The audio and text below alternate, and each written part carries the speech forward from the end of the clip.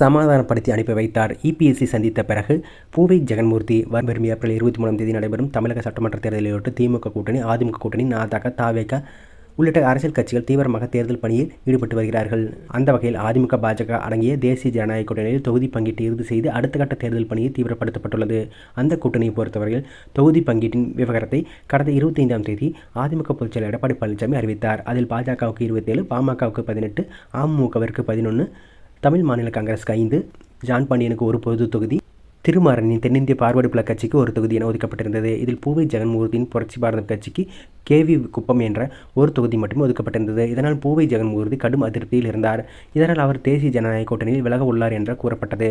இந்த நிலையில் அதிமுக பொதுச் செயலாளர் எடப்பாடி பழனிசாமி பூவை ஜெகன்மூர்த்தி நேரில் சந்தித்து பேசினார். அதனைத் தொடர்ந்து அவர் செய்தியாளர் சந்தித்து பேசுகையில், எங்கள் கட்சியின் சார்பாக சில நிர்வாகிகள் கூடுதல் இடம் வேண்டும் என்று கோரிக்கை வைத்தார்கள். அதன் அடிப்படையில் நேற்றைய தினம் கட்சியுடனான நிர்வாக குழு கூடி ஒரு சில கருத்துக்களை கலந்துரையாடினோம். கடைசியாக முடிந்தவரை கூடுதல் தொகுதிகள் பெற முயற்சி செய்வோம். இல்லாவிட்டால் அதிமுக கூட்டணியில் நீடிக்கலாம் என்றும் பேசினோம்.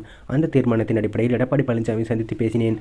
அதற்கு அவர், நாம் தான் வெற்றி பெறப் போகிறோம், நாம் தான் ஆட்சி அமைக்கப் போகிறோம், அதற்கு பிறகு நாம் பார்த்து கொள்ளலாம், எந்த விதத்திலும் புரட்சி பாரத்தை நாங்கள் கைவிட மாட்டோம் என்று ஆறுதல் சொல்லி சமாதானப்படுத்தி எங்களை அனுப்பி வைத்தார்.